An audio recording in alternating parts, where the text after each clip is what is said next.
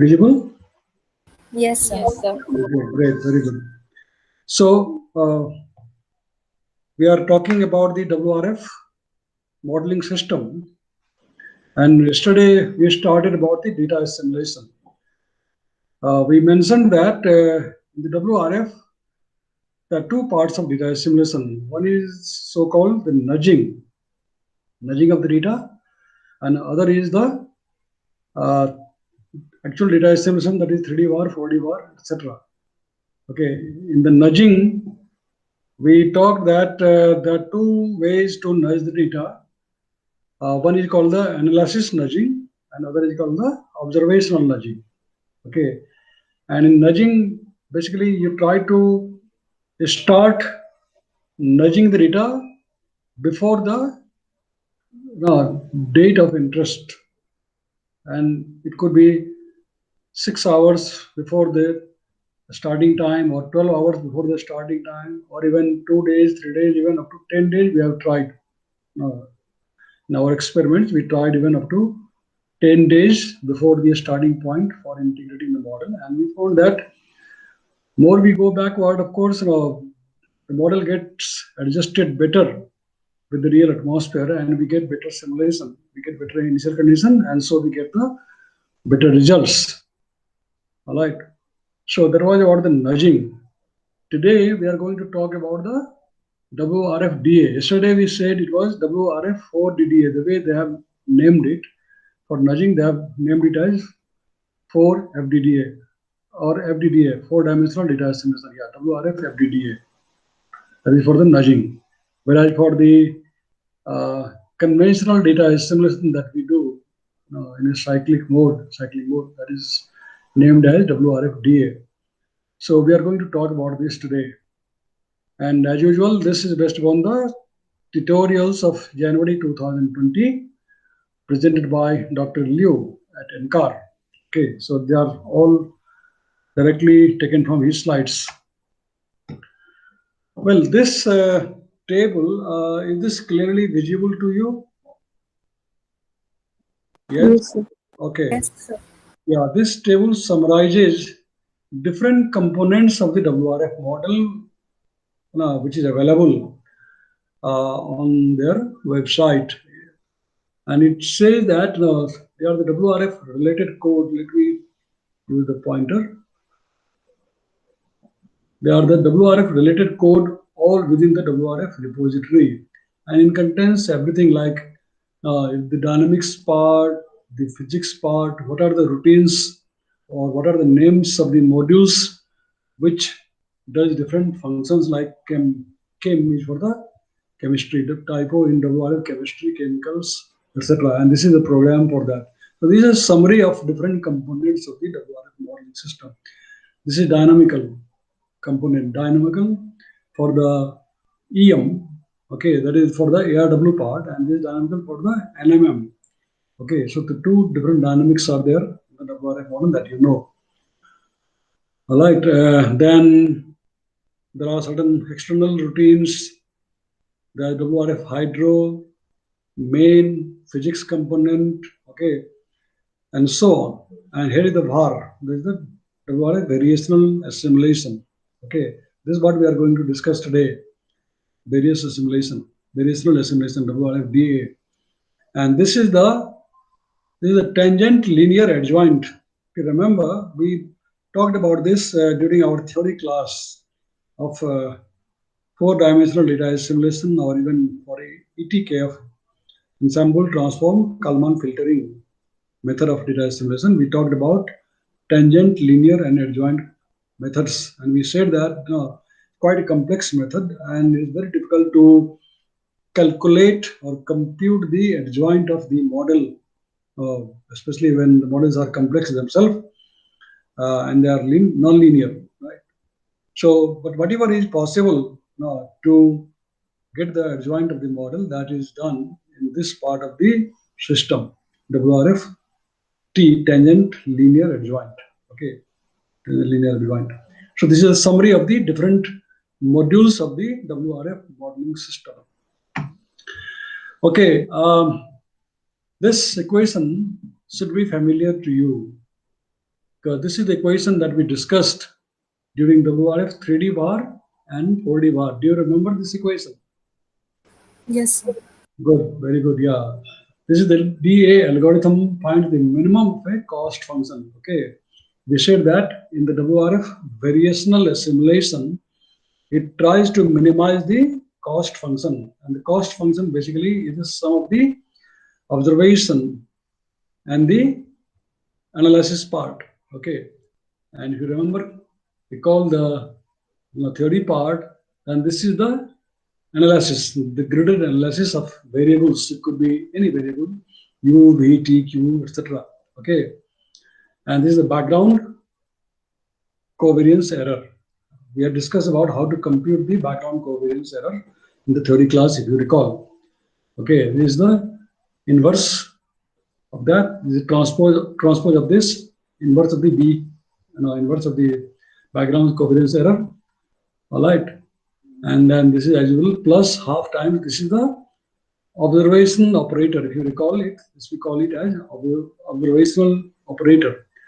And its function, if you recall, we had discussed in the theory class, is that it maps out the observation into the grid space, or it sometimes does the interpolation job, or it sometimes converts the observation into model recognizable variables, because model does not recognize everything, or model doesn't have prognostic equations for everything, as we discussed, for example, for the radar observations, reflectivity and radial velocity. No, there is no prognostic equation in the model for reflectivity.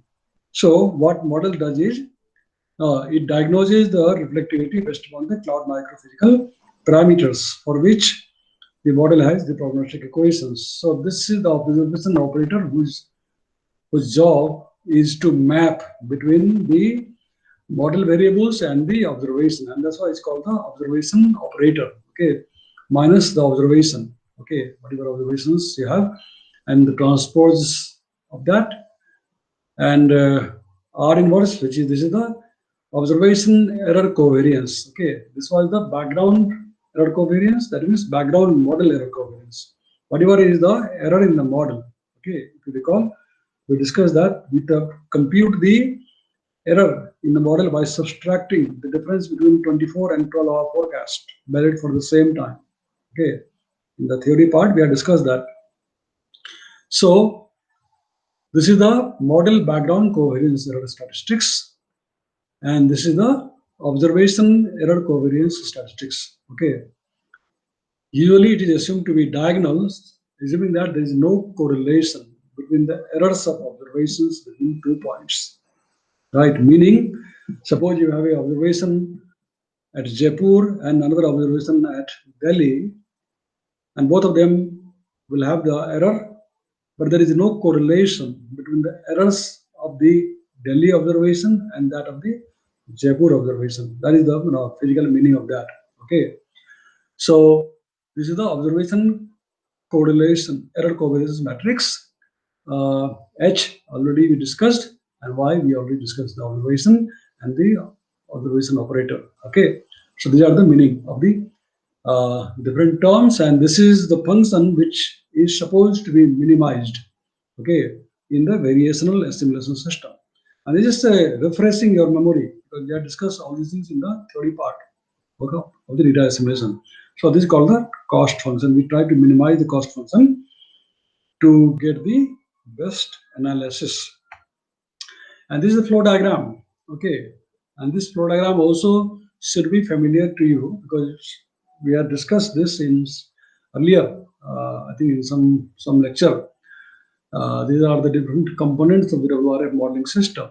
Okay, so as usual, all these things should be familiar to you because this is the WPS, WRF pre-processing system. Okay, WRF pre-processing system in which you have got the GeoGrid, the MetGrid, the UnGrid, and the Real. Remember the four components executables.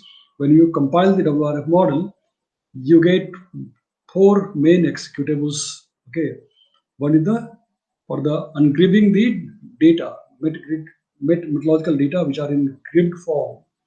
So it ungribs the data. Then GeoGrid, it reads the geofiles which contains the information about the topography. Global topography data is there, which has to be interpolated onto your domain of configuration, right? So the topography is available at different resolution. Okay, starting from very coarse at 10 minutes topography down to very finer topography, that is 1 second topography, 30 seconds topography, I think 30 seconds topography, which is approximately equivalent to 1 kilometer horizontal resolution. So all the topography data, all the land use, land category data, all the vegetation types data, etc. Now are all stored in the geofiles, which is a very big file, and you have to download that. Some of you might have downloaded when you compile the WRF model. You're trying to configure the WRF model. So that is the GeoGrid function, ungrid function. Then you've got the MetGrid. The job is to interpolate the data interpolate the meteorological data which you have just ungribbed onto the domain of your configuration. Okay, then real, and the role of this real is to vertically interpolate the meteorological data onto the model sigma levels. So these are the components of the WRF model. Okay, modeling system. Then you have got the background value. Okay, when you are using the WRFDA, you always need a background value. Okay, especially when you're doing the cold start, and now even in the cycling mode also, you know the difference between cold start and cycling mode, right? We have discussed about that. So this is the background field. Okay, then this is another very important component of the WRF modeling system, and this is called the OBSPROC. OBSPROC. This is the observation pre-processing module. Okay, and as the name implies, its job is to collect all the raw observations which are available globally or no, especially for your data. So it processes the observations which are available in the raw form now and makes it ready for the quality control. It also does the quality control process. So everything is done in this OBSPROC, all the observation part. Okay. But generally, the OBSPROC is designed for processing the conventional data, right? Conventional data implies the conventional meteorological observations like surface observations for wind, temperature, moisture, etc. And also the vertical profiles of the wind, temperature, moisture. That means your radiosonde data, the pilot balloon data, okay, the surface data, that is automatic weather station data. So generally, the OBSPROC handles all the conventional data, conventional meteorological data which are available from the synoptic observations. Okay, that's what it is designed for. But other data, special data like your radar data, like your satellite data, etc., they're not processed here. Okay, mind you. And the following data are not processed by OBSPROC, as it is written here, and they are radar data, the precipitation data, like if you are doing some rainfall simulation, then the precipitation data is not processed here, which has to be processed separately, okay, which requires separate pre-processing. And generally, in the open uh, website of the NCAR, those things are not directly available. You can get it, of course, because they have developed this part also. You can get it, but then actually the thing is that these things are like machine specific, right? This is like machine specific. Are you hearing me? Am I audible clearly? Yes, sir. Okay, great. I said machine specific in the sense that suppose the USA, the NCAR people have developed the radar preprocessor, but that is developed for their US radars. Okay, US has their own network of radars, right? And they call it NexRad radars. And there are different types of radars all over the US continental US, right? So they have developed the preprocessor and quality control system for their radar data. But if you are doing for Indian region, for the Indian radars, then that will be slightly different. Although philosophy may be the same, but Indian radars are of different makes, okay, and they have their own error characteristics. As I said some time back, during your data processing class of theory class, that the manufacturers of the instruments, they provide the error structure of the instrument that they manufacture. So they calibrate the instruments in the factory, and during the calibration they know what is the error structure of that instrument. So for radar also similarly, whatever is the error structure of the radar, that is provided by the manufacturer. Okay, for example, India has got 3-4 types of radars, right, manufactured by 3-4 types of company.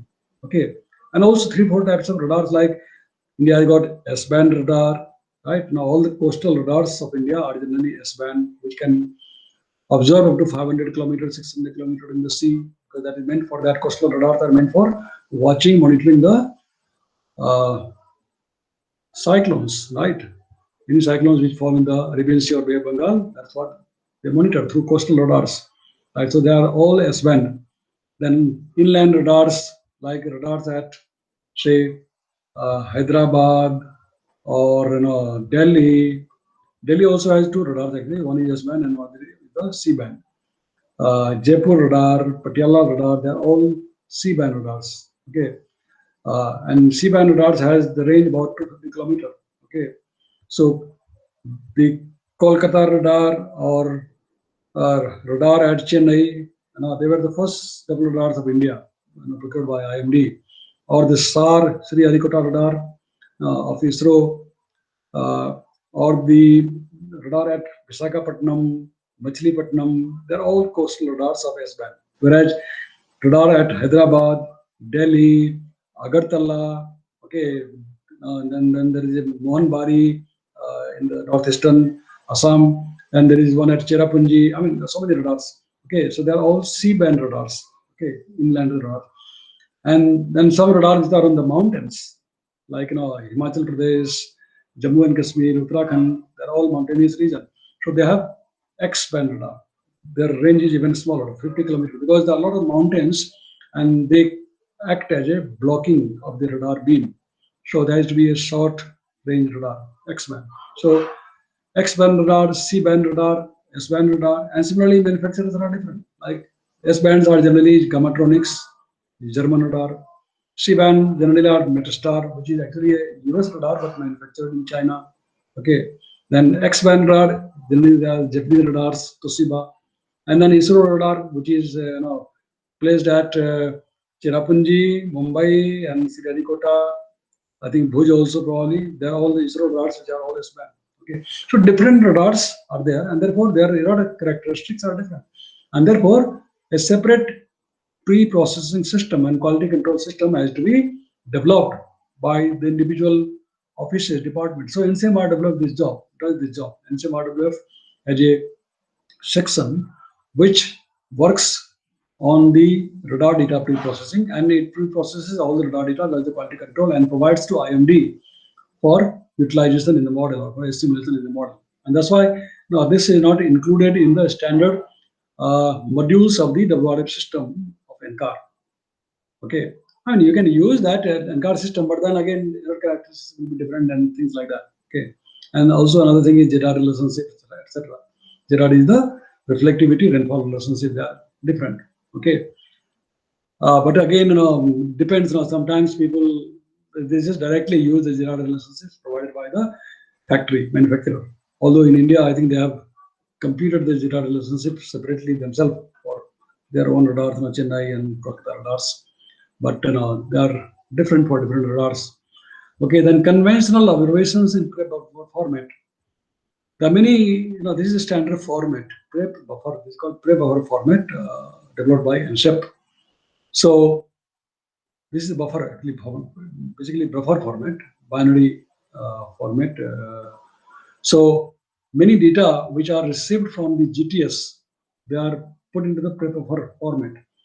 So these data and the satellite data, many satellite data, which we directly assimilate in the form of radiance, okay, the satellite data, and also the GPS RO, the radio occultation data, like cosmic data, the CHAMP data, etc. Okay, which are in buffer format. So this OBSPROC does not process these types of data, which has to be separately processed. Okay, although again, helps are available in the WRF modeling system. Ready-made softwares, algorithms are available, which one can always utilize and modify for their own uses, right? But directly, OBSPROC does not contain those things. Basically, OBSPROC contains only the surface observations and the radiation profile. Okay, that is the job of the OBSPROC. So when you are trying to assimilate the radar data or satellite data, that means you have to develop your own processing system. Of course, you can take the help from the available modules of NCAR. Then background error. Okay, this has to be computed for your own configuration. Although, again, as I said, I think earlier during the theory class, all the background error covariance matrix are calculated for global domain by NCAR people. But that is computed for the version, for the configuration that they have done for their uses, right? And since there is a background error covariance, which can change when you change the physics, it can change when you change the resolution of the model. And therefore, it has to be computed by yourself separately. If you want to have more accurate result, if you want to have more accurate analysis, then you have to compute your own. But if you want to learn initially, because everything difficult to compute in the beginning itself, learning so many things at a time is not so easy. One by one, you have to learn. So you can, just for the sake of learning purpose, testing purpose, you can use the background error covariance matrix, which are pre-computed and stored in the WRF modeling system by this name, GenBE, background error. Okay, GenBE. So this is the name of the module, which has the background error covariance matrix pre-computed for the entire global domain. And you can use that, but later on, once you have learned and become more comfortable, then you compute your own background error. Okay, so this is about the two important modules. And then YO, as you know, this is the observation, your raw observation. Okay, and R is the observation covariance error matrix. Okay, so you need three very important things before you start the assimilation. And this is the main assimilation part of the WRF model, WRFDA. Okay, this is the main assimilation part, WRFDA. So the three more main important components are XP, that is the background fill, first case, then your observations, which you are going to assimilate in the model, and your background error statistics, P0. So these three things together will be utilized by this model, WRFDA, which can use either 3D bar or 4D bar or whatever are available, options are available. You can choose your options. Okay, so you use the variational assimilation scheme to make the analysis, and this is the output of this WRFDA output, and this is the analysis after assimilating all your observations, assimilating all the observations. You get the new analysis on your model domain. Okay, then after you have done that, then you update the boundary condition. Okay, with your new analysis, you update your boundary condition. Okay, so that is your initial condition for your next cycle. Suppose you started from 00 GMT, then you moved forward to 06 GMT. Okay, and you got this analysis at 006 GMT based upon the data at 06 GMT. Then you integrate the model for 6 hours for the next cycle. Okay, and then get the forecast. It can be 6-hour forecast. Again, you from this forecast go back and use as the background fill for the next cycle, and observations, all that which have been processed, new observations at that time again processed, And then the background covariance matrix, which is fixed anyway, this doesn't change. Once you have completed, this doesn't change. Okay, but this keeps on changing because this is based on the background forecast, right? So again, you make new analysis and then run the model again for next cycle, and so on. You go on. So you at least compute 4 cycles, and once you have reached 4 cycles, then you assume that your model is now in balance with the real atmosphere, or your initial condition is better or has the minimum error. Okay, then you launch your forecast for 3 days, 5 days, 10 days, whatever you want to. Okay, so this is what is the flow diagram of the WRF modeling system. Okay, LBC is the lower boundary condition. Okay, lower boundary condition. So this is the flow diagram of the WRF modeling system, and these highlighted portions. Okay, highlighted portions are actually the main functions of the WRF DA, data assimilation. All right, which is the observation preprocessor, background error covariance matrix, WRF DA system, updating the boundary condition, and update the lower boundary condition, etc., etc. Okay, so that's it. So this is the flow diagram in a nutshell. Now, DA algorithms available in the WRF DA. Now, as we said, it has got 3D bar, 4D bar, etc. So you know now what is 3D bar from your theory class. We have studied that. It has got different options for choice of non-cloud analysis variables. That is psi, chi, u, will, and cloud analysis variables. Okay. So directly, it does not assimilate these values, cloud analysis, psi, chi, fils. Okay. It assimilates the standard variables. In the 4D bar, it needs WRF plus one additional module now, and which we said earlier that it has to compute the tangent, linear, and adjoint of the model. Okay, adjoint of your equations, adjoint of your physics module, etc., etc. And for 4D bar, you need a tangent, linear, adjoint code of the model. So this is done in the WRF plus. For 3D bar, this is not required, but for 4D bar, this is required. Okay. It can calculate adjoint based forecast sensitivity to observation. Okay, FSO, forecast sensitivity to observation. And I said now, suppose if you have a new observation and you want to investigate how sensitive is your new observation to the forecast, you can do that. And they call it observation system simulation experiment, OSSE, etc.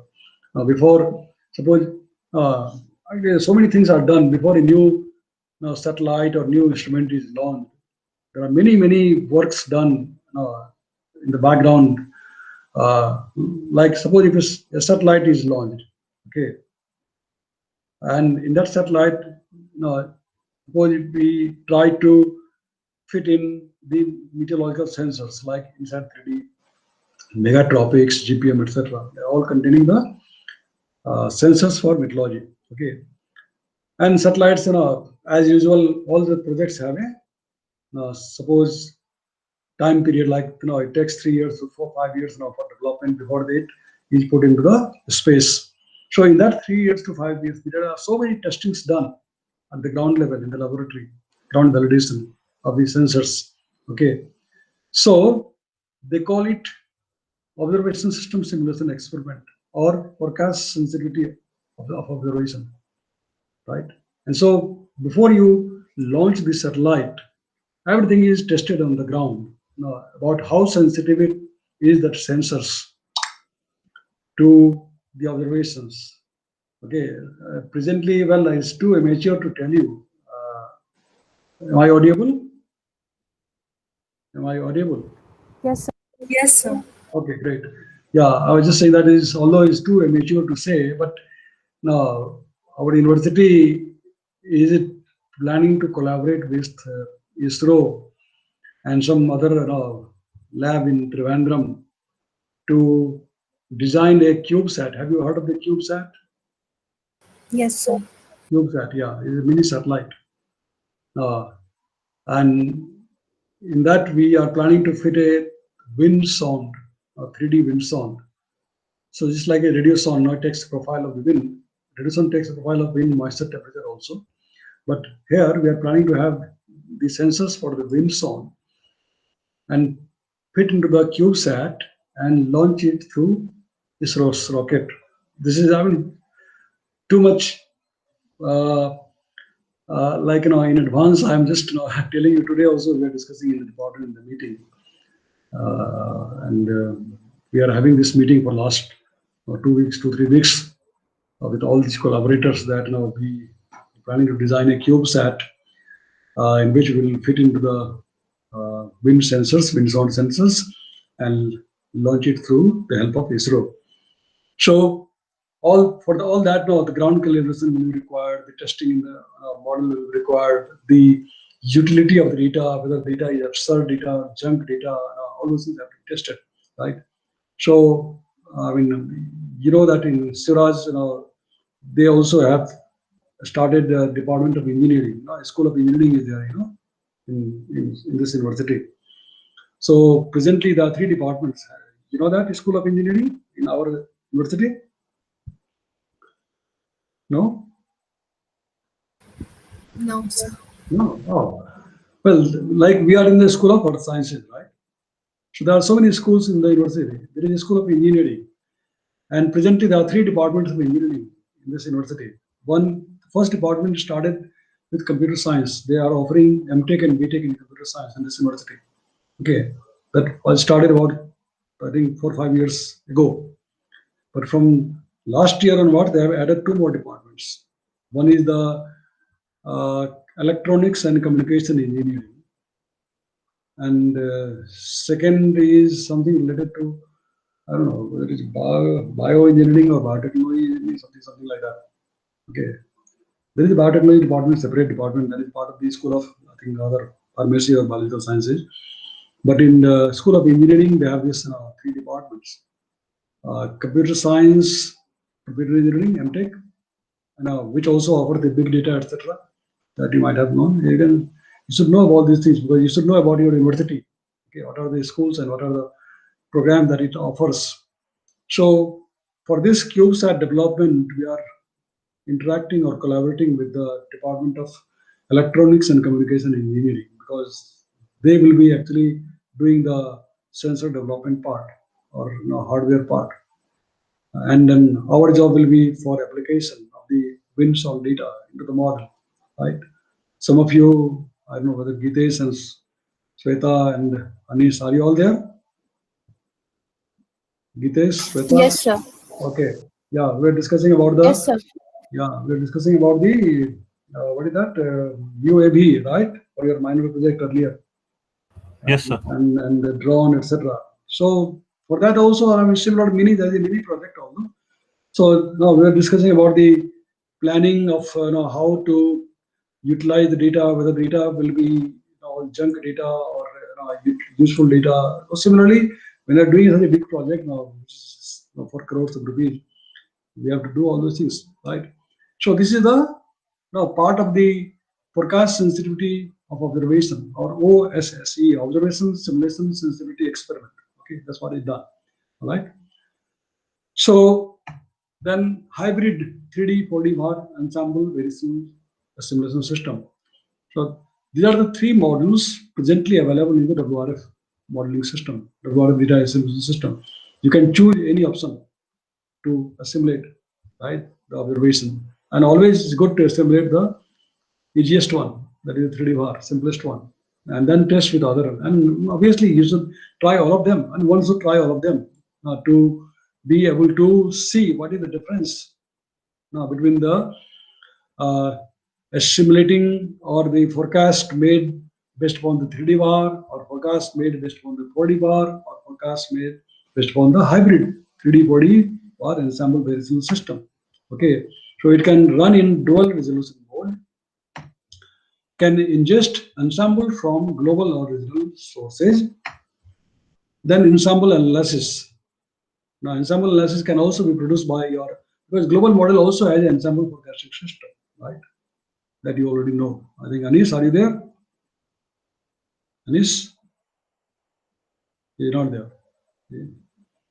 So Anish had presented during his minor project the ensemble forecasting system. And you have studied this ensemble forecasting system in your theory part. You remember that? Predictability, atmospheric predictability and ensemble prediction system. Have you studied that? Yes, sir. Yeah, we have discussed about that in theory class. So this is also available in the WRFDA.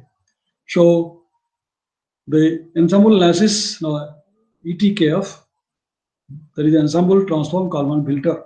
Okay, it uses the covariance localization. Okay,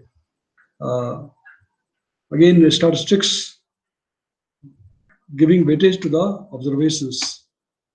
EDA, ensemble data assimilation, ensemble of hybrid ensemble variational with perturbed observations. Okay, we have discussed about this perturbation, right? How we perturb the observation. The two standard method, if you remember correctly, we have discussed in the theory class the two methods for perturbing the observation, right? One is used by the NCEP model, another is by the ECMWF, right? Do you remember that? Yes or no? No, you don't remember. You've forgotten.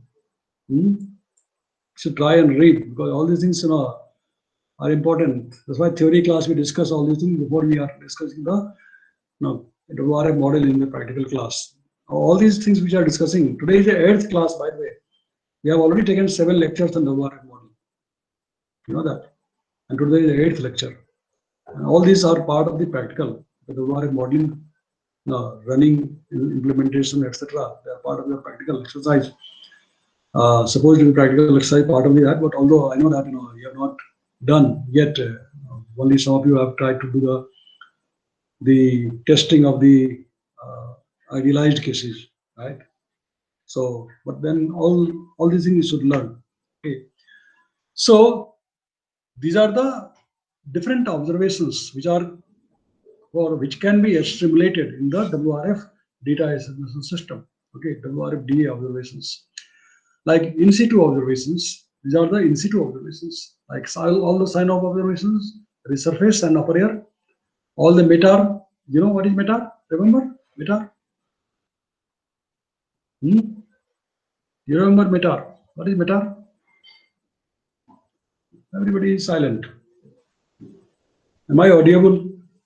Yes, sir. Yeah. Can you recall what is METAR? Yes, sir. Some meteorological aerodrome.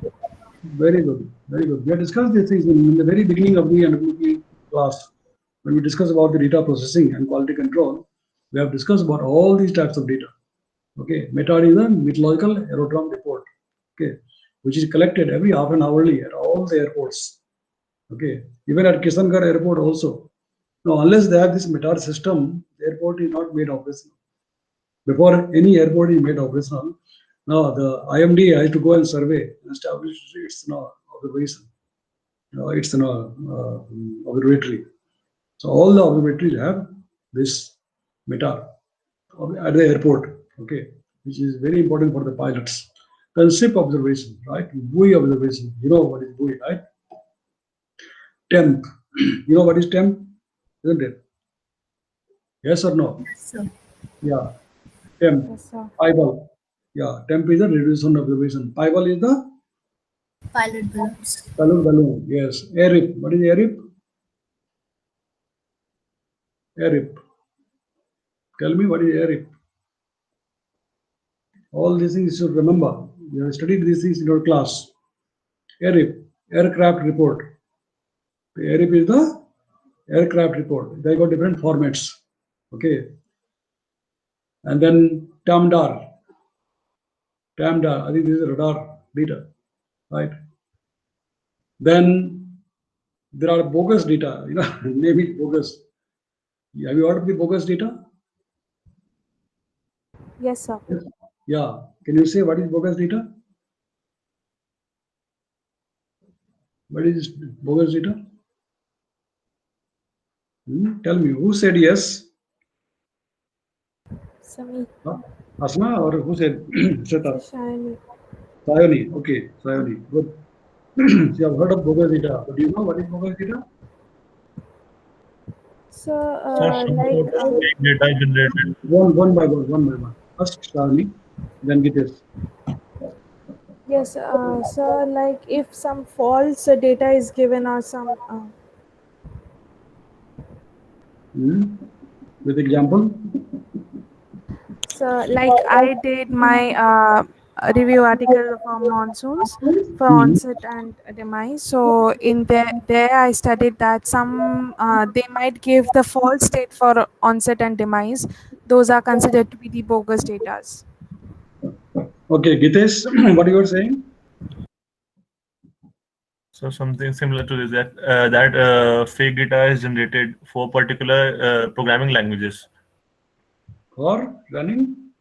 So for some sort of dot programming languages or Program. .NET languages we use, It is like programming C. language. Okay. Programming language. Well, actually, the name implies bogus. That means it is not the real data. Okay. And why we have to use the data sometimes is because suppose no, you are forecasting a cyclone. Okay.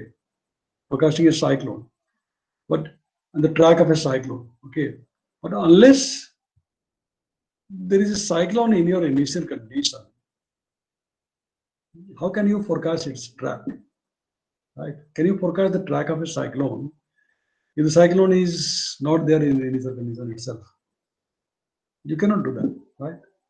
And that can happen in the real time simulation or forecasting system. It can happen because model does not pick up. In reality, for example, suppose a cyclogenesis has taken place in the Bay of Bengal, let us say, somewhere near the Port Blair, okay, Andaman Nicobar Islands.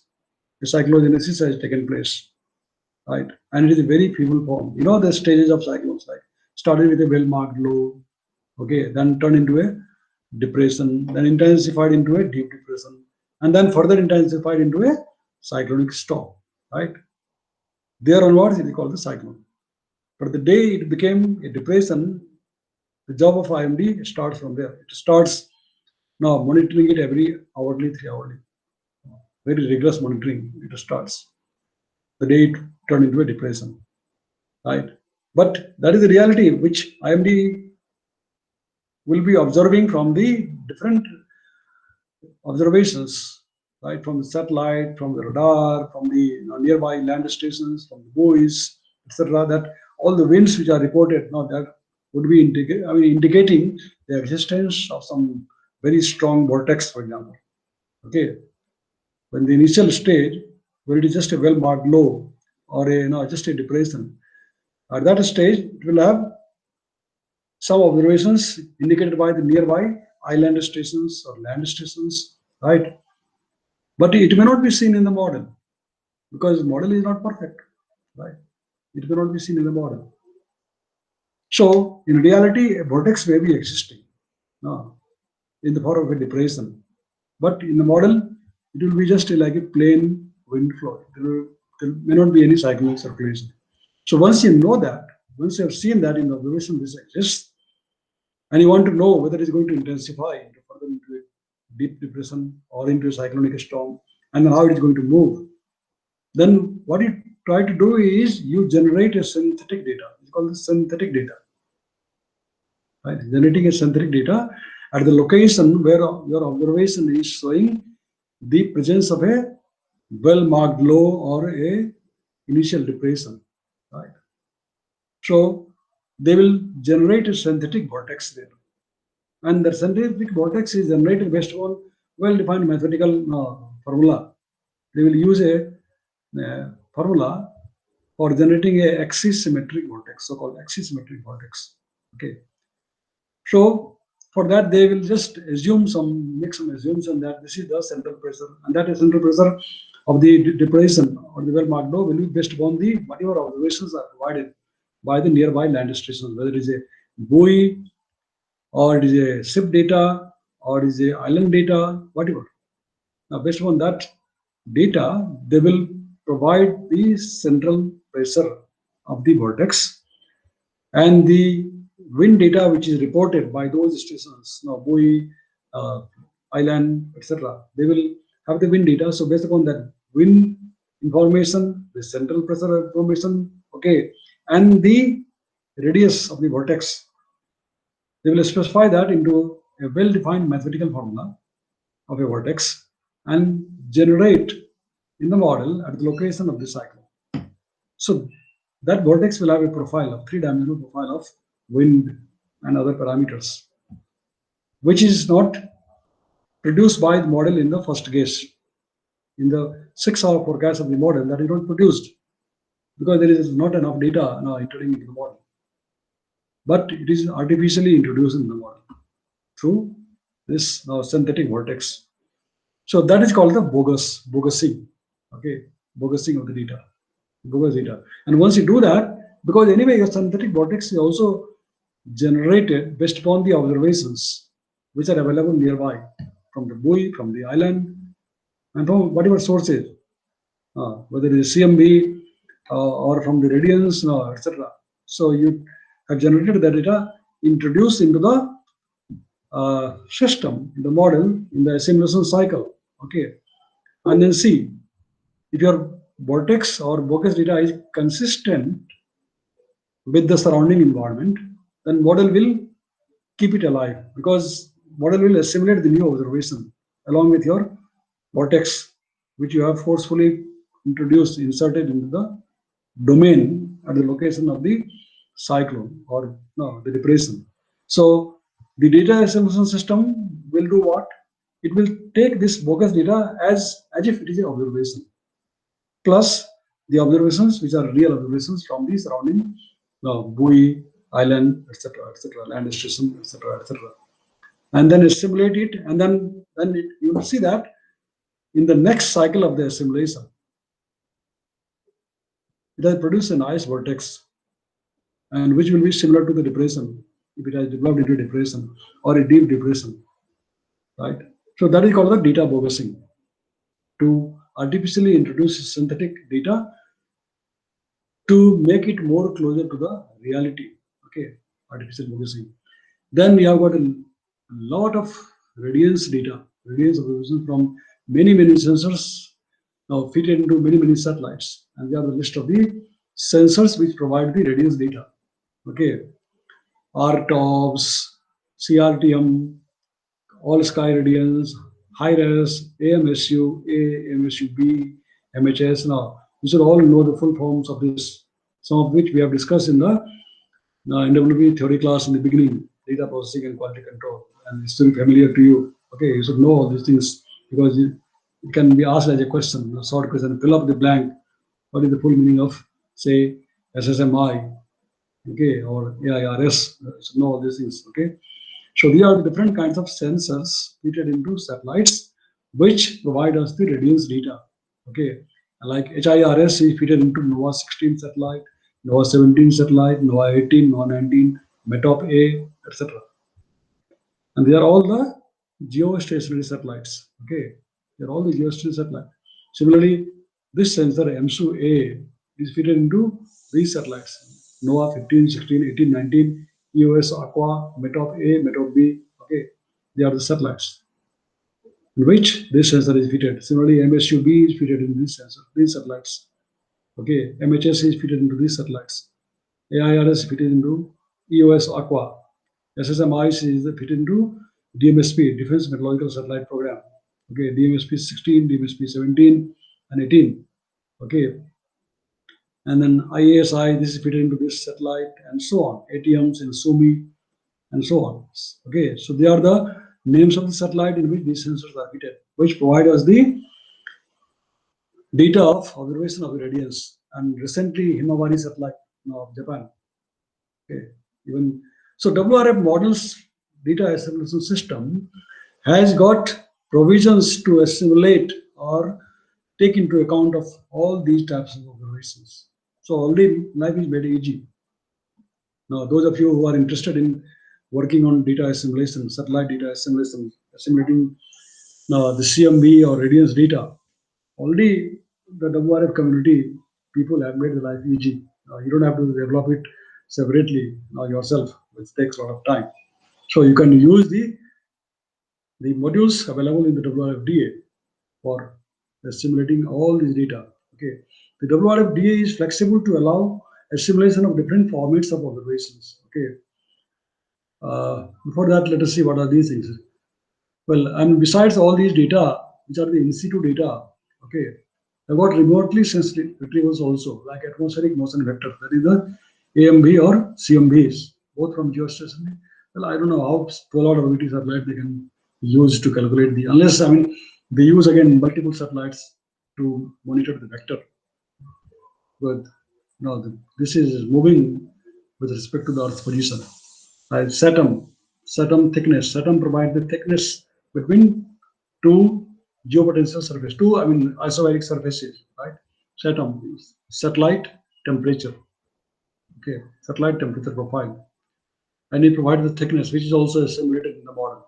And ground-based GPS, right, which provides the TPW. Somebody was working on TPW, presented a seminar on TPW. Who was that? In the seminar, in your presentation of the mini project ATS 505, one of you presented a seminar on the GPS TPW. Who was that? Do you remember? Are you all there? Are you hearing me? Yes, sir. Okay. Yes, sir. So some of you presented a seminar on that day, on 20, what was the date? 21st, I think, 21st of October, 7 days ago. Today is 28, right? So you presented, one of you presented the seminar on TPW. What is TPW? What is TPW? No? Don't know? This is total precipitable water. Avni is not there? Avni, are you there? Avni had presented this. 5 of us. Huh? 5 of us. 5 of us. Only 5 of you are there, huh? Today in the class. See? Very strange. Yes, sir. I'm taking extra pain for this class. See? The syllabus is over, but I'm just taking extra pain to make you familiarize with the WRF modeling system. But people are not taking it seriously. What can I do? And they think that they will hear the video. Okay, that is fine, but that is only for aid, support.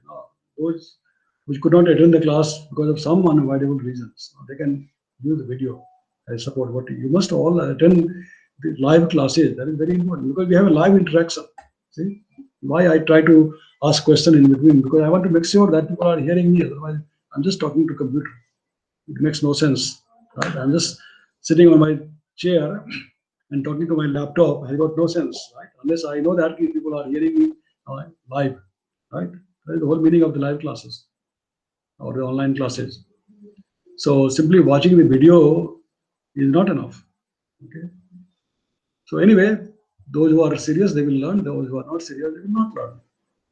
They will miss. So TPW is the total precipitable water. Okay. And Avni had presented that in her seminar. And this is also assimilated. WRF has the module to assimilate this TPW. SSMI, oceanic surface wind speed, like a scatterometer. A scatterometer, because it's very important when there is a cyclone, because when there is a cyclone, the sky will be overcast, isn't it? The sky will be overcast, and so satellites find it difficult because they cannot see what is happening at the ground, isn't it?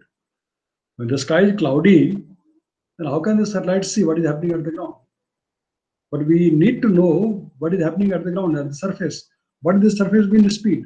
Unless we know that, how can we estimate the intensity of the cyclone? Isn't it? We can't estimate the intensity of the cyclone unless we know that that is the wind speed at the surface, at the center of the cyclone, and that is observed by scatterometer. Have you heard of the scatterometer? No? Yes, sir. Yeah. Yes, sir. So scatterometer provides the oceanic surface winds, and that's very, very important, especially during this time of depression and cyclone. Okay, because we have no other estimate. Satellite, I mean, the sky is cloudy. Satellites cannot see at the ground. Only it can see, OLR, outgoing long wave radiation, right? So, and maybe the cyclogenesis is taking place at a point in the ocean which is far away from any land station. It can happen. The nearest station in an island or on a coast or the nearest buoy can be very far away from the center of the depression. It's quite likely. I mean, in nature, all these things are possible, right? And radar is 500 kilometers away from there. No, the S-band radars are 500 kilometers away. So it does not know, it cannot see that what is happening in reality at the center of the cyclone or the depression. So in such circumstances, in such situations, the spectrometer becomes a very, very valuable source of observation, because it can provide the winds at the surface, estimate the winds at the surface, right? The spectrometer wind. And then it will tell you what could be the present intensity of the depression or cyclone. Okay. Then wind profilers. Okay, wind profilers, which are ground-based wind profilers. It can be also space-based. Okay, like inside 3DR, provide the wind profiles. Then remote sensing data, radar, of course, you know that reflectivity, retrieved rainwater, and radial wind speed. Version 3.9 onwards, low rain eco radar data simulation from KNU. Okay.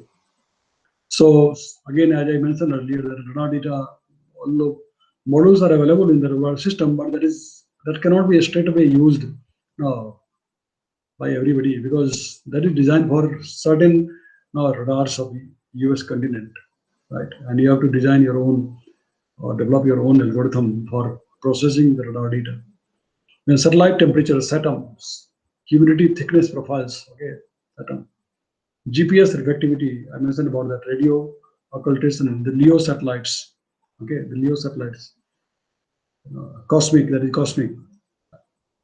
And it provides, when the cosmic satellites were launched about almost 15-20 years ago, around 2002, 2003. At the time, people were saying that this radio occultation technique is going to bring a revolution in the atmospheric observation system. Because so far, whatever observations we get is from the radiosonde of the vertical profiles, and they're quite expensive, as you know, and these are just one-time usable, right? But through cosmic data, they could get the profiles of the atmosphere throughout the globe using this GPS technique, reflectivity technique of the LEO, low Earth orbiting satellites.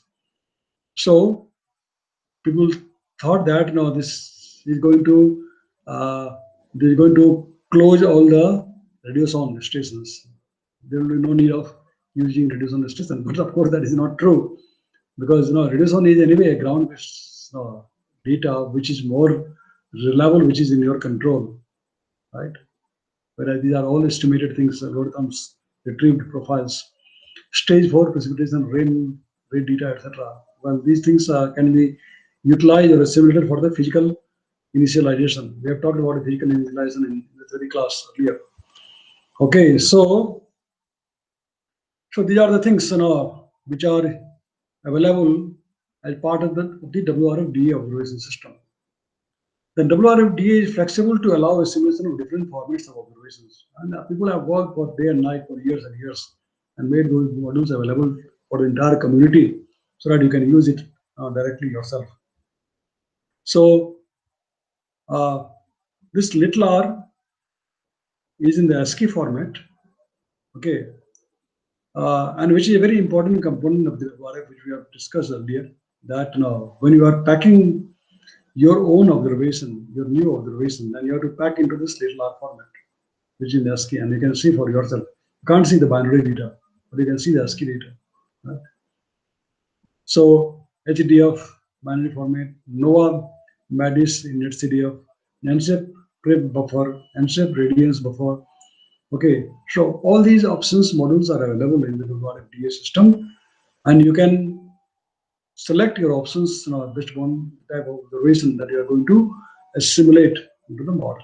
Okay, so these are all about the descriptions of the different types of observations, and then there are some of the just result of the impact we forecast. Okay, like Beijing Met Bureau. When there was the Olympics, in Beijing in China many years ago, just like we had this Commonwealth game in New Delhi in 2010, I think. At that time, we tried to provide the forecast at all the stadiums of New Delhi, right? And we had now installed many automatic weather stations in Delhi for that purpose. So similarly, Beijing had done that,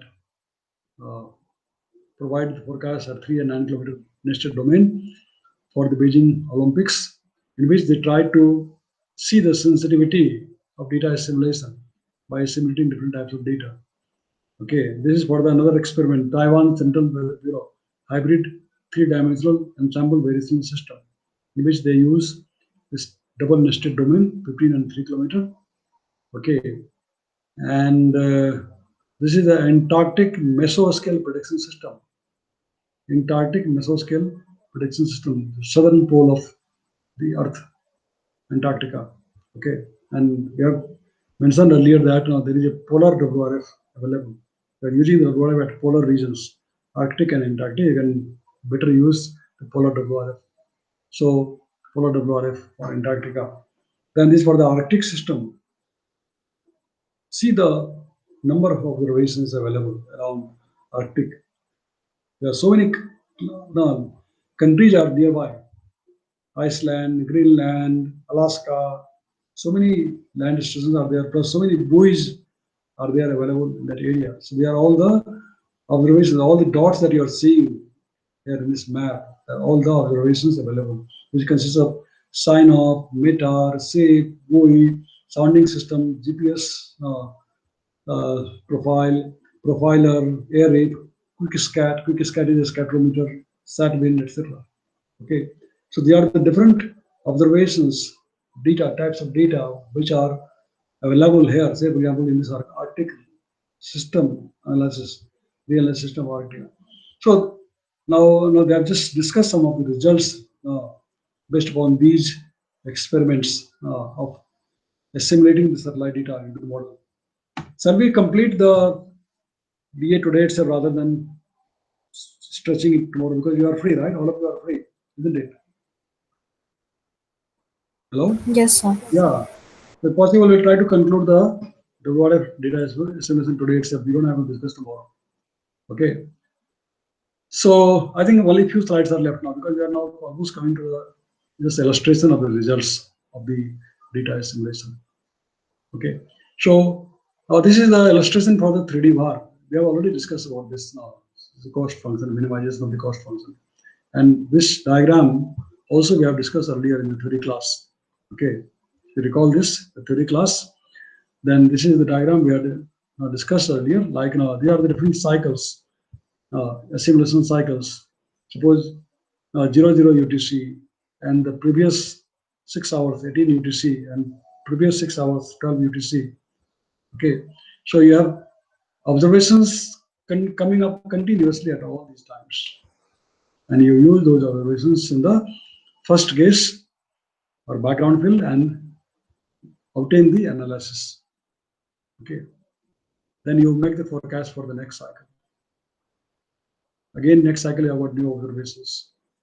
So using that, you produce the new analysis, and so on. You go on from say, I mean, it is in this diagram we illustrated from 12 UTC of previous day to 18 UTC of previous night, then to 00 UTC of the morning in India, 0 UTC at 5:30 in the morning, then 06 UTC, that is 11:30 in the morning, 12 UTC, that is 5:30 in the evening, and so on. Okay, so here the cycle is from 12 UTC to 12 UTC. Okay, 4 cycles between 12 UTC to 12 UTC, each cycle of 6 hours. So once you have made the 4 cycles of simulation, then your initial condition is supposed to be good, and you will launch a forecast from there. Your 5-day forecast, 7-day forecast, or 10-day forecast. Okay, so that is the flow of 3D VAR discussed in Barker et al. 2004. We had also discussed in the theory class earlier. Similarly, this is for the 4D VAR. This also we have discussed earlier in the theory class. Okay, illustration for the theory VAR. I mean, theory part, 4D VAR.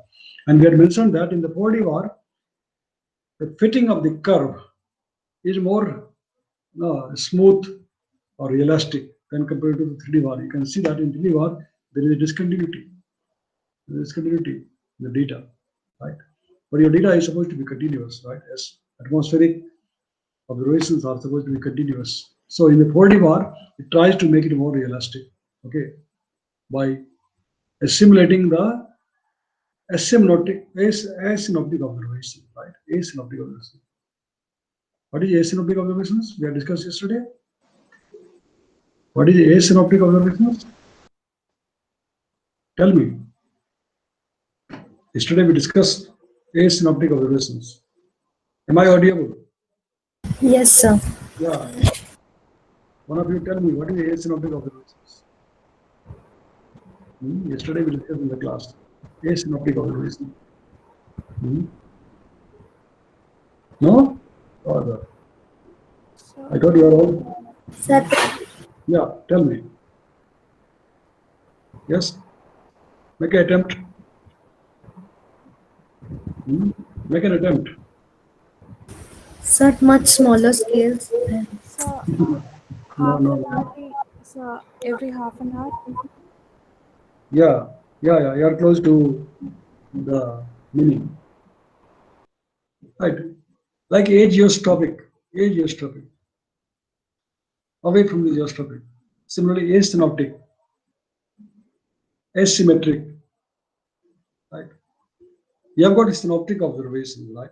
And you know what is the synoptic time? There are standard synoptic times, isn't it? What are the standard synoptic times? What are the standard synoptic Every times? 3 hours. Zero Yeah, to every 3 hourly, you can say, or every 6 hourly, every 3 hourly, 8 times a day, 00, 03, 06, 09, and so on, up to the next day's 00. That's how the observations are collected all around the world at the same time. This we have discussed in the data processing, right? In GTS, the entire world takes the observations of atmosphere at the same time, at 00, 03, 06, and so on. So they are the synoptic hours, okay, synoptic times. But there are many observations which are available during these synoptic times also, not necessarily at 03 and 00 and 06, but they can be available at 01 GMT, 02 GMT, or 0130 GMT, 0230 GMT, and so on. Right? So they are the asynoptic time, like your radar data, your satellite data also, or even your AWS. You can set your AWS to provide you hourly data. And if you want to use hourly data in the model, you can do that. Make an hourly cycle. Of course, that is called the RUC, rapid update cycle.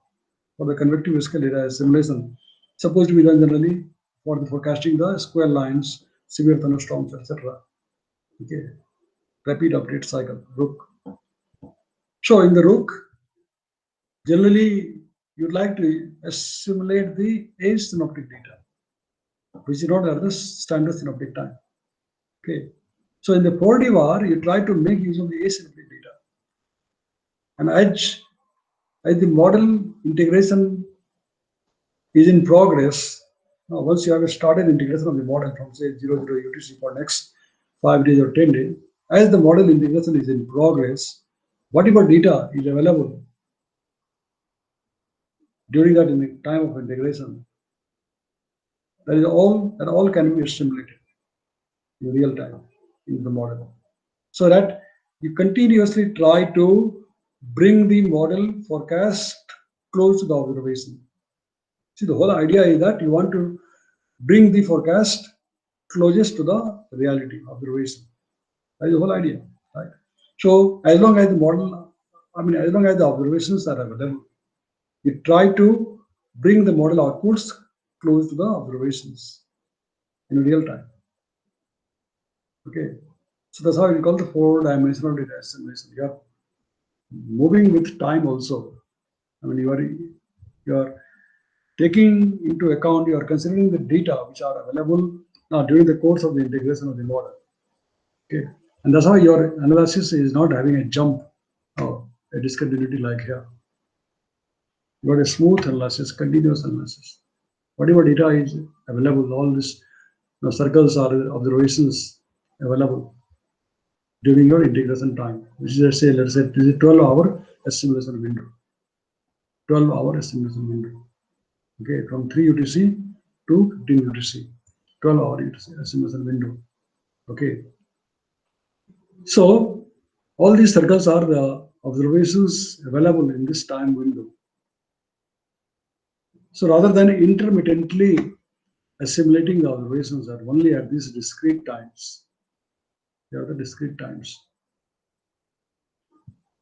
You try to continuously assimilate all the observations, which are asynoptic observations also, and as and when it passes through the main synoptic hour, then at that point you will have also the main synoptic data available to you, right? At 0, 6, 9, 12, etc. You will have both main synoptic observations as well as the asynoptic observations. All those things you try to assimilate. Okay. And for example, say this is illustrated at this point, there is a cluster of data, so many data. Then you do the data thinning, etc. Okay. And also it depends on your resolution of the model. So this is how the 4D VAR system works. Okay. And this is the ensemble transform Kalman filter, hybrid system, hybrid ensemble variational assimilation system. Okay. Hybrid ensemble variational assimilation system. It's slightly more complex. It has to be complex because we mentioned that it requires the computation of a tangent linear adjoint of the model. All mathematical terminology, statistical terms.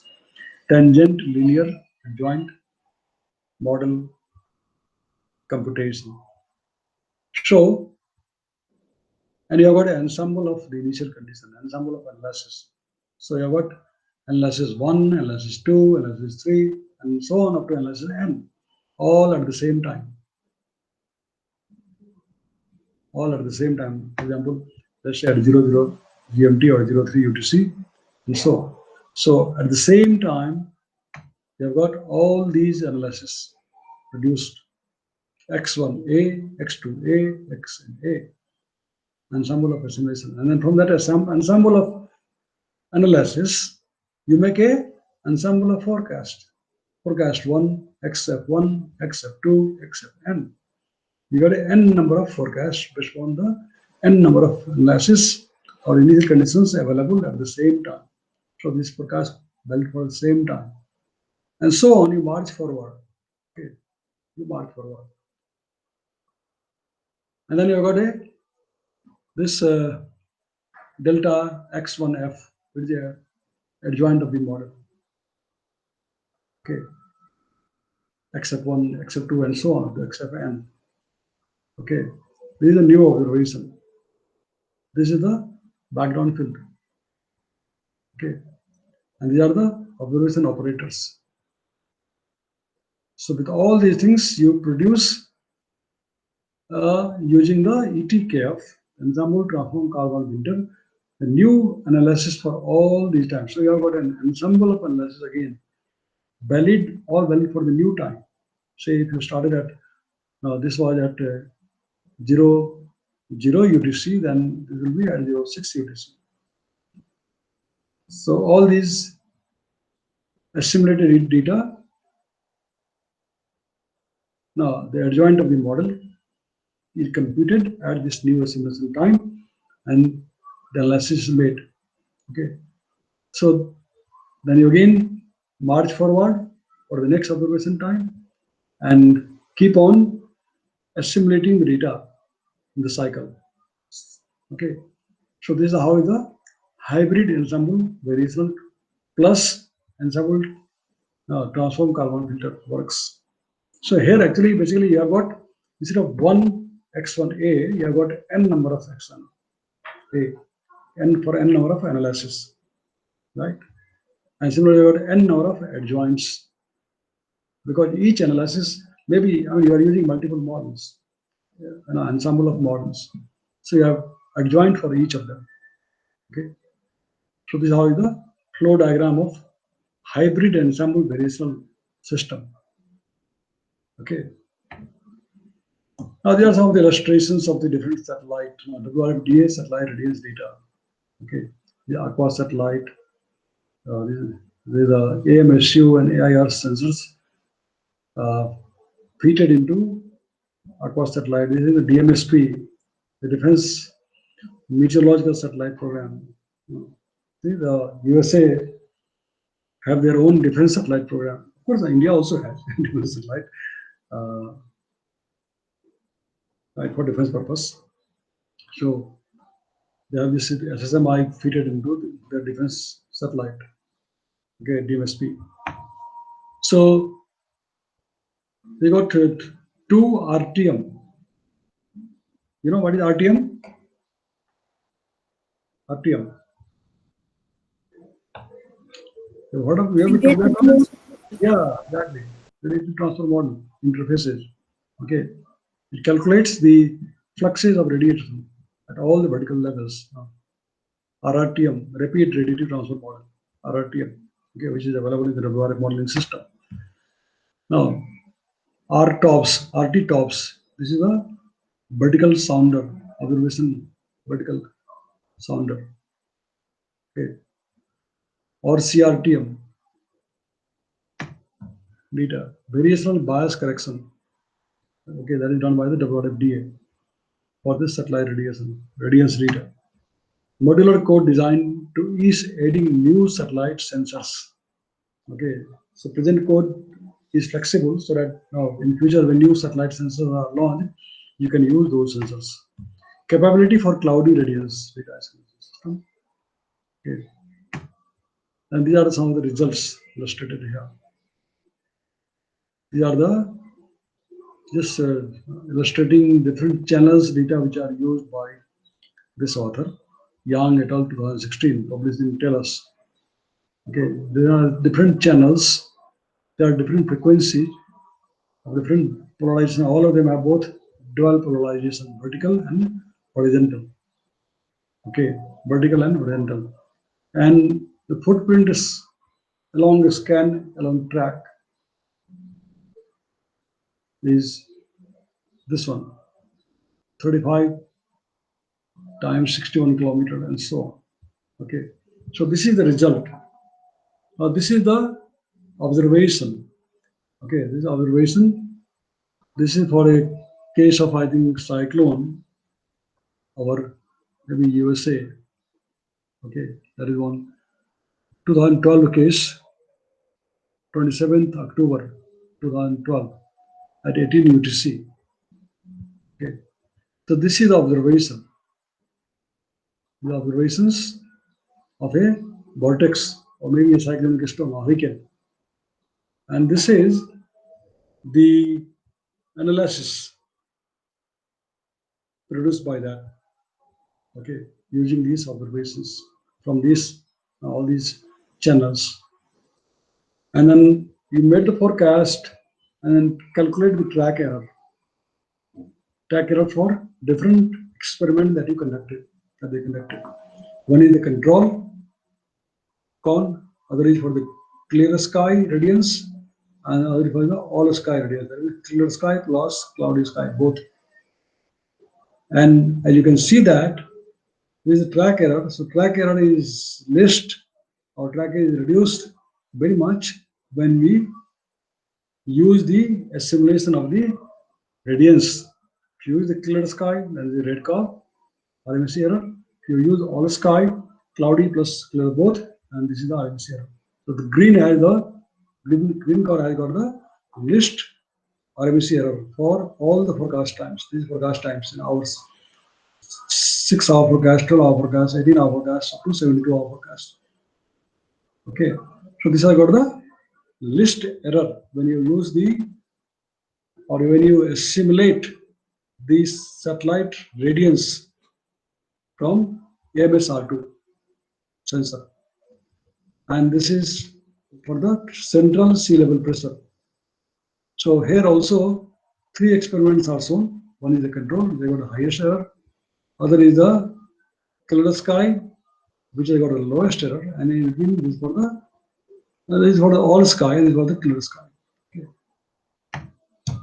So these are the So again, results of some of these simulations. This is a gauge imager radiance beta estimation at convection permitting scale. At 4 km, they have tried to simulate the radiance observations from globe, from the GOES satellite. At hourly cycle, every 1 hourly they are simulating in a hybrid, using a hybrid 3D watt system. Using a hybrid 3D watt system, they have tried to simulate the data hourly, okay, which is at 4 km horizontal resolution, which is supposed to be convection permitting. And less than 5 km, we assume that it can resolve convection properly. So this is the result of, this is the observation of this 16 March 2016. Some system is there, the observation, and this is the simulation or forecast without the simulation. This is no goal DA data. There is no goal DA data estimation. Okay, and this is the output based on goal data estimation system. So what he is trying to show is that as per the reality here, they are able to produce the output close to the reality. Okay. Then these are the precipitation data over Mexico region. Okay, precipitation data over the Mexico region, and these are the results for verification of data. Okay, so these are the scores: FSS score, bias score, all right, and for different experiment, like this for the control, and this for using the gauge image. Okay, so these are the results of different experiments for investigating the sensitivity of satellite data. This is yet another experiment. This is for the Beijing heavy rainfall case. This is the observation, the reality. This is based on the CONV, okay, in which the data was simulated from Himawari satellite. Okay, and this is without the this is conventional data, conventional data, and this is for the using the real data, all data. Okay. So this is the observational reality. So just try to match this one with this one, compare this one with this one, and it seems that probably it is, of course, not exactly identical, but maybe it's at some places is more close to the observation. Okay. So ongoing R&D activities in this data estimation are multi-resolution incremental body bar developing, GOES, ABI, and Himawari, AHI, all the sky radius data. A new radar reflectivity operator with TL and AD for direct estimation of reflectivity described in this paper. Take into account mixed phase precipitation in melting layer. Okay, for cloud microphysics. Extension for aerosol and chemical data estimation generally is used in the WRF chem module. When DA is used along with the WRF chem, then it can be used. Similarly, this is for the aerosol, extension for the aerosol. 3D VAR can assimilate surface PM 2.5, PM 10, SO2, nitrous oxide, ozone, etc. The carbon monoxide observations for WRF chemistry initialization. Some of you who are interested in the chemistry part, you can test these experiments, try these experiments. Some flexibility to use different aerosol chemical options are there. And these are yet another result now of the simulation of the PM 2.5. Okay, in the WRF model, mosaic of aerosol scheme. So mostly the dots are showing observations are red and blue. A different meaning. This is the legend given for this red and blue. Here, this is the result, score, bias, root mean square error, and correlation coefficient. Okay, and in all that, you can see that the results have less bias or less error or have higher correlation when satellite data is assimilated. Okay, this is no data assimilation and this is data assimilation. Blue is data assimilation, red is non-data assimilation. All the diagrams. Okay. So it shows that there is a definite advantage of improvement in the result when we are trying to assimilate the satellite data. Well, we are the team at NCAR tutorial, WRFDA, WRF data assimilation tutorial. Okay. Well, I can recognize a few of them, not all of them. Mostly, actually, they are also the participants which come from all around the world, different places, and some of them are the resource person of NCAR. Okay, so that's it. I think we have completed the WRF DA page, DA part also today itself. Okay, WRF data assimilation, and there is a dedicated web page, WRF DA users page. You might have seen this page. You can go through your page. I mean, there are a lot of things to discuss, but I think that after having initiated this much, now it will be easier for you to understand by yourself. Don't you think that? Yes or no? Yes, sir. Yeah. Because I can go on talking about all these parts, but there is no end to that. So many things are there. But I think we have covered all the fundamentals, basics of WRF modeling system and the WRF data assimilation system. You can see these things are available here for further discussion. What are the, they are the tar files of the latest WRF DA, version 4.1, that is released last year. Okay. Well, I mean, maybe this is PowerPoint made in January this year, so this is showing this one. If you see the latest one in the website, it may be the latest version will be there. Then WRF DA system requirements. What are the requirements of your computing system is described here. Let us list the requirements to run the WRF DA on your computer. WRF DA users guide is also available, just like your WRF main modeling system guide.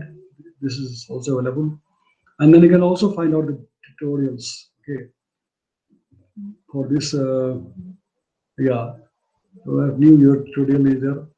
So you can just go to these sites and all the lectures which I have presented in the last 7-8 lecture. Today is the 8th lecture on the WRF modeling system.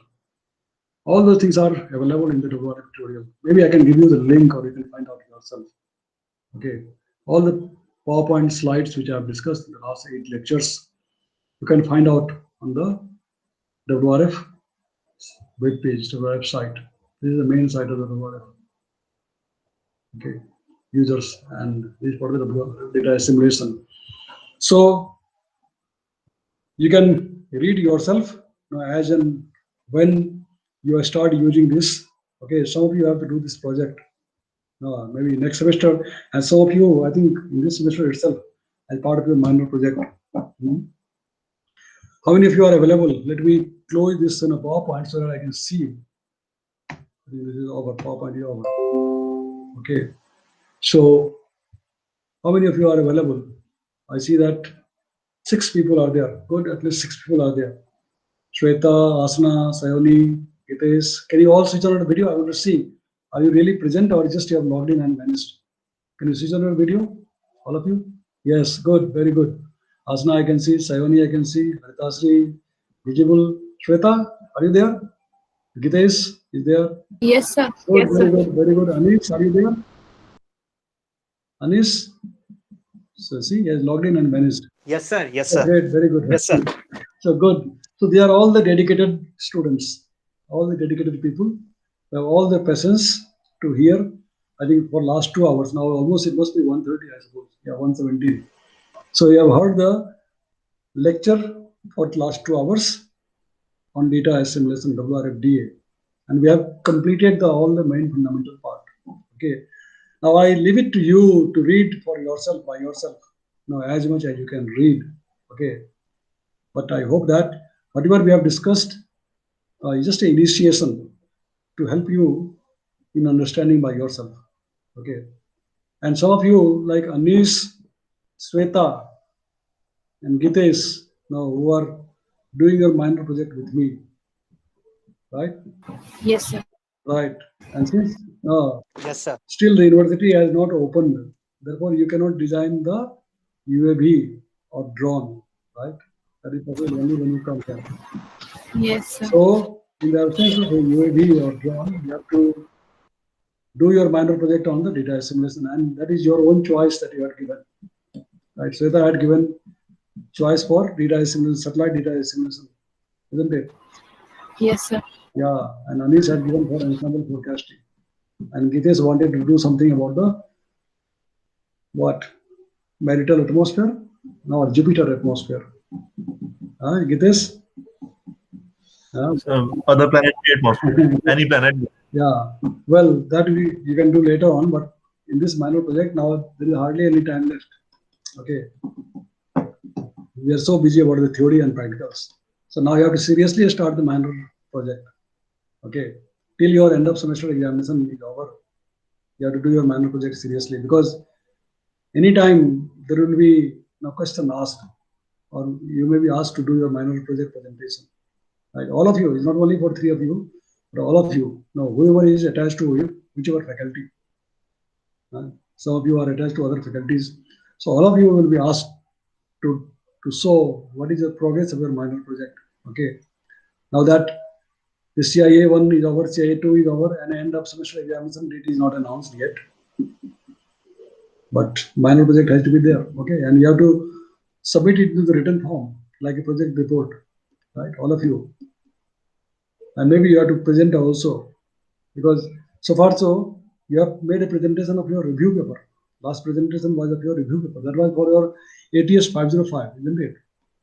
But this minor project is ATS 506. Yes, sir. Yeah. So minor project is ATS 506, for which there has to be a separate presentation, right?